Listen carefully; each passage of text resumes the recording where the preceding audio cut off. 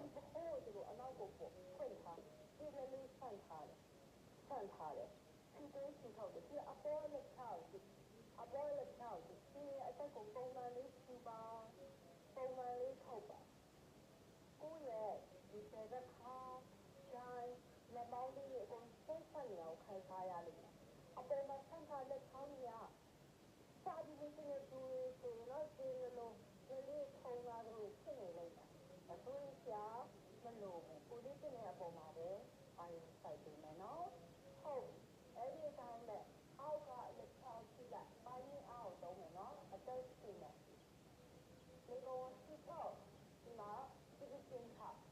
ဒါလေးဆန်းထားနားလေးပဲစူးစမ်းကြည့်လိုက်ငါချက်ပြန်သွားမယ်ညာစိတ်ထားအတင်းကိုလည်းစိတ်ထားတဲ့ဘက်ကိုလေးလိုက်တော့စိတ်ထားကိုရအောင်လုပ်မယ်နော်